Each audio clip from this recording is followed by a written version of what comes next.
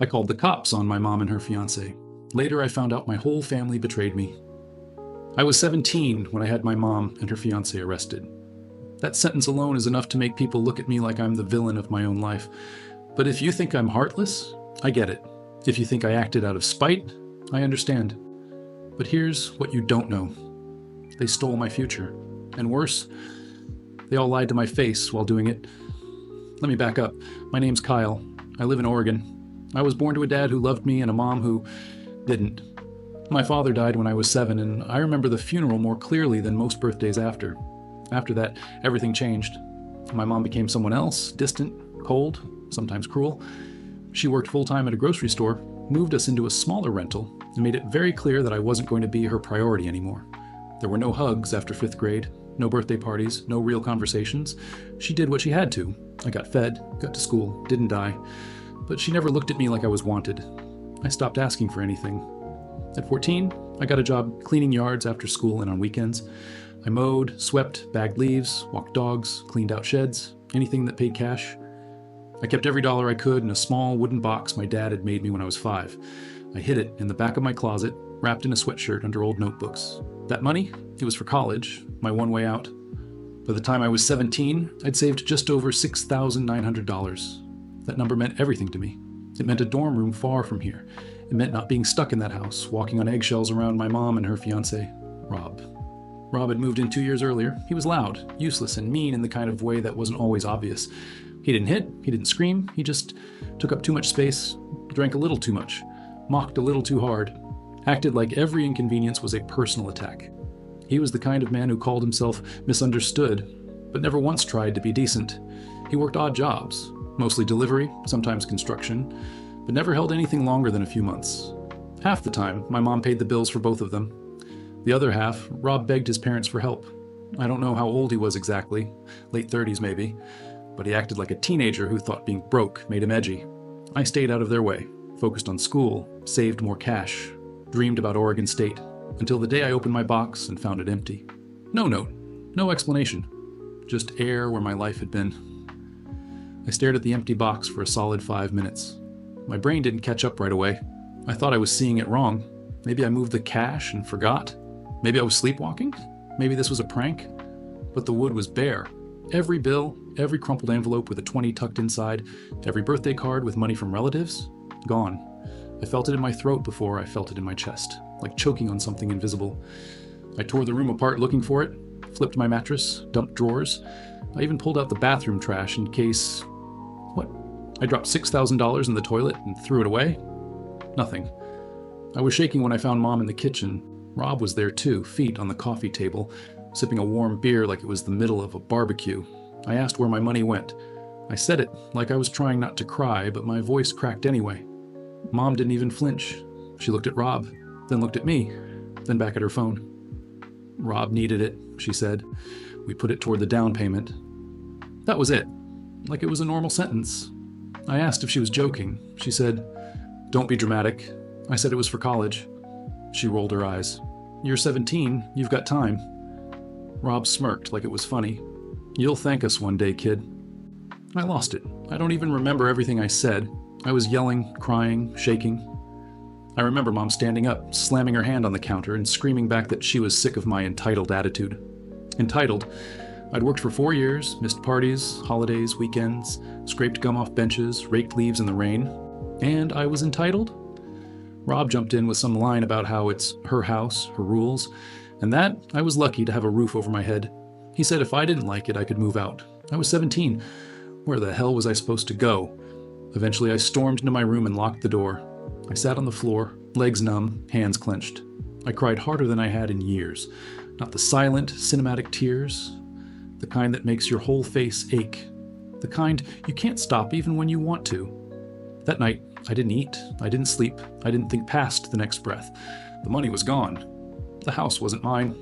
And I couldn't trust the people I lived with. The worst part? No one knocked on my door. No one asked if I was okay. No one cared. The next morning, Mom acted like nothing happened.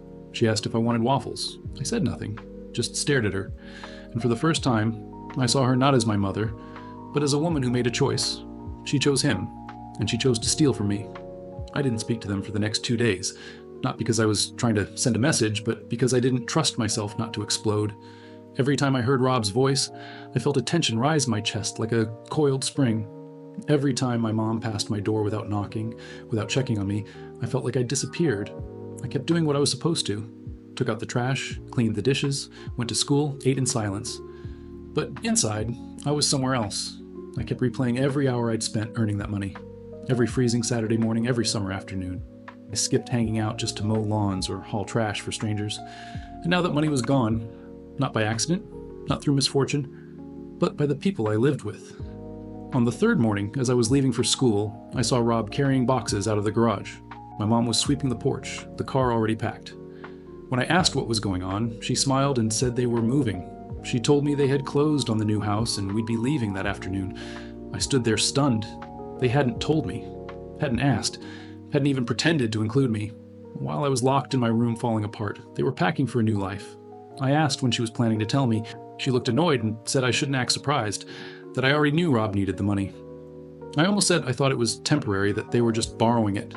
But I didn't, because I realized they weren't sorry, they weren't hiding it. They were proud of what they did. That afternoon, after school, I stepped into the house they bought with my college fund. It was everything I knew I'd never afford. Big foyer, polished hardwood floors, a kitchen with marble counters, a staircase that curled like something out of a catalog. I didn't say a word. I walked straight to the bedroom they'd assigned me. Small, window facing the side alley. No blinds, no closet doors. Cold, bare. That night my mom came into my room and told me to dress nicely. She said we were having a housewarming party, that friends and family were coming over and it would be a big night for all of us. I didn't respond. She said I needed to stop moping and be part of the family again. That I should smile, be grateful that they finally had something good and stable and I shouldn't ruin it with my attitude. I asked her if she really expected me to celebrate the fact that they stole my future. She said I was being dramatic. I reminded her the money was mine. She said they gave me a house. I told her that house wasn't hers to give, that she took something that didn't belong to her. She snapped and told me I lived there rent-free and should be thankful. Thankful? That was the word that broke me. I started laughing. Not out of joy, but the kind of broken laughter that comes when you realize you're standing in the middle of a nightmare and everyone else is smiling. She didn't like that. Her expression shifted to cold steel.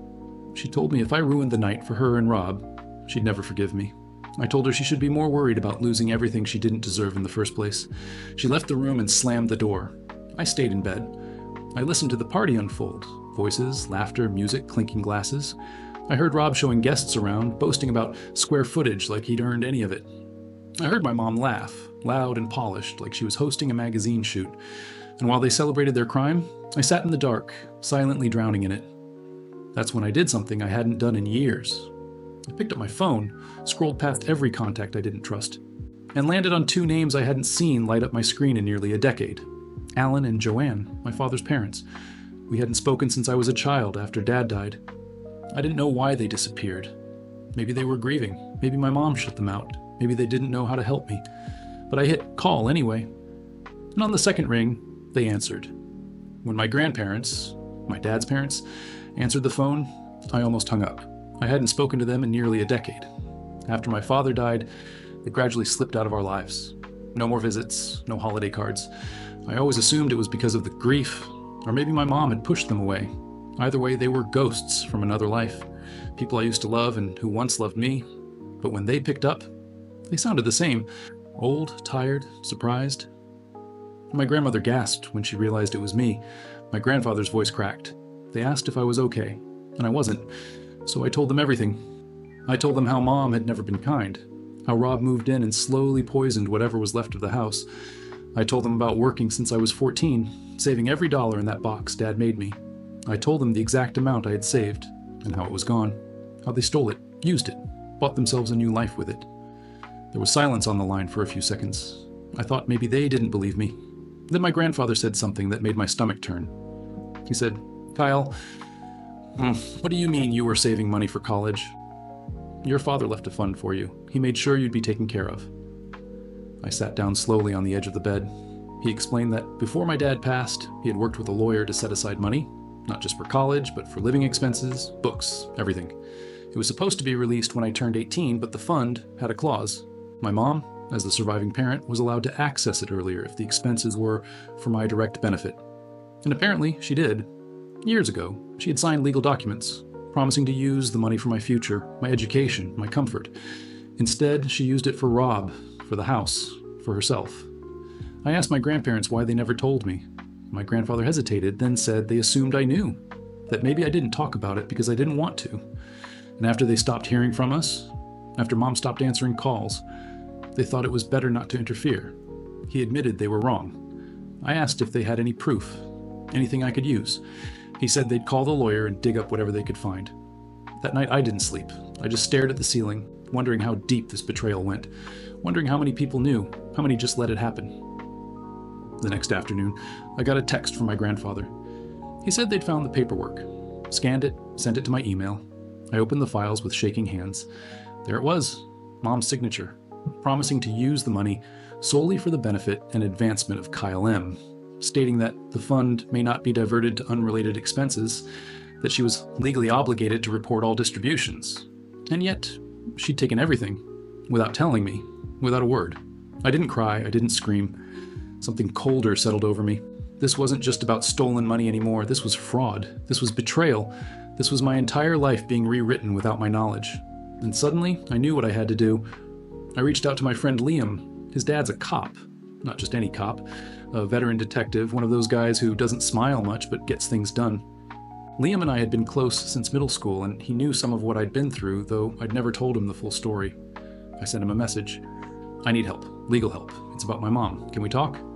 He replied 5 minutes later. Come over. That evening, I told Liam's dad everything, not just about the stolen cash, but the fund, the paperwork, the signatures, the timelines. He didn't interrupt once. He just sat there nodding slowly, taking notes. Then he looked at me and said, "Do you want to press charges?" I said yes. I wanted justice, not just for the money, but for the years they took from me, for the lie they made me live. After I spoke with Liam's dad and his lawyer friend, things moved fast. They reviewed the trust documents my grandparents had sent and confirmed it wasn't just morally wrong, it was criminal, custodial fraud, misuse of a minor's restricted trust. There were penalties for this, real ones. They asked if I was ready to go forward. If I was willing to see it through, I said yes, without hesitation. I wanted them to know they hadn't broken me. The team started building a case. They contacted the lawyer who'd handled the trust years ago, subpoenaed bank records, collected statements. I gave them everything I had, scanned copies, a written timeline, even screenshots of text messages where Mom had admitted the money went to Rob's house purchase. I stayed quiet at home. I went to school. I ate in silence. I didn't mention a word to Mom or Rob, not when she talked about buying new curtains, not when Rob asked if I'd seen his car keys. I nodded, kept my head down, and waited. I wasn't their son anymore. I was their reckoning.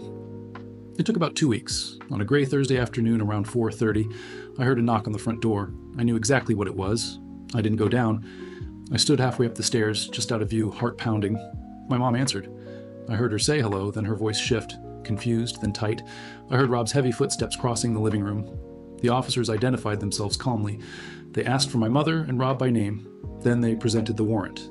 The charges were read clearly. Misappropriation of educational funds, breach of custodial duty, and conspiracy to commit fraud. Rob shouted something about not knowing anything. I heard him demand to see paperwork, claim he was just the fiancé, not involved. The detective said calmly that his name was listed on the mortgage paperwork, that he'd benefited directly from stolen funds. My mom asked if this was a joke. She said there had to be some mistake. She said she was just trying to take care of her family. Then she said my name. I didn't respond. She repeated it, louder, like she could will me into appearing. I stepped onto the stair landing, where she could see me. She asked if I did this. I told her the truth. I didn't steal anything. I didn't lie to anyone. I didn't touch money that wasn't mine. All I did was tell the truth, and let the law do the rest. She looked like she wanted to scream, but she didn't, because by then, the neighbors had come out. 3 houses down, Mrs. Raymond stood at her mailbox, pretending to look at envelopes. A car slowed in the street. One of Rob's buddies from the gym was jogging by and stopped with his earbuds out. People were watching. And my mother and her fiancé, both so obsessed with appearances, were being handcuffed on their perfect front porch, under their brand new lantern light fixture. Rob barked something about talking to a lawyer. The detective told him he'd have a chance to do that at the station. They were placed into separate cars. No shouting, no crying, just silence and flashing lights. I didn't smile. I didn't gloat. I just stood there and watched the door close behind them. For the first time in years, I felt like I was standing on even ground. Not above them, not below them, just free. They were out on bail within 48 hours. I knew they would be. That was how the system worked. Charges like these weren't violent. They weren't the kind that kept you locked away before trial. But still, it stung. I expected anger, accusations, maybe a few text messages or voicemails screaming about how I ruined everything. What I didn't expect was silence. No calls, no messages. Nothing from Mom, nothing from Rob, not even a cheap apology or a backhanded insult. It was like they vanished. Or worse, like I never existed to begin with. I stayed at Liam's for a while. His dad made up the guest room and never once asked for details. They gave me space. The kind of space that felt safe, not empty. But the fallout didn't stop at home. It started with my grandparents, the ones on my mother's side. I hadn't spoken to them much over the years, but they'd always sent cards, gifts at Christmas, little reminders that they were thinking of me, even if they never got involved. But after the arrest, that changed. I got a voicemail from my grandmother. She said she couldn't believe I would humiliate my own mother like that I had shamed the entire family and should be grateful for everything she sacrificed raising me alone. She said I needed to apologize, that blood was thicker than money, that I was being manipulated by people who didn't understand how families work. I didn't respond. Then came the message from my uncle, my mom's brother. He called me a traitor, said I'd ruined their reputation, that I could have handled it privately and worked things out without dragging police into it. I guess they missed the part where she stole from me, lied to me, destroyed my future. Or maybe they just didn't care. The truth was too messy, too inconvenient. Easier to blame the teenager than hold the adults accountable. The only people who stayed silent were my dad's parents, Alan and Joanne. I wasn't sure why. Maybe they felt guilty. Maybe they thought their role was done after sending the documents. Maybe they were waiting for the dust to settle. But the silence burned. Because now that the storm had passed, I expected something. A message, a check-in, a reminder that I hadn't lost everyone. Instead, there was just space, big, quiet, heavy.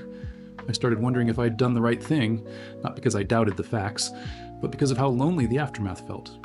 I wasn't used to this kind of quiet. I'd grown up in chaos, shouting, slamming doors, Rob's booming voice, Mom's constant passive-aggressive tension. And now it was just me, my thoughts, and the feeling that even after doing the right thing, I still lost something I didn't know how to name. The final blow came from the last person I expected. It started with an email.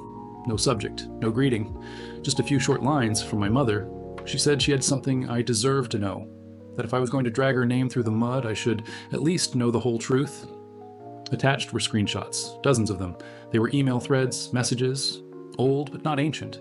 Some from when I was 14, some from a few years ago.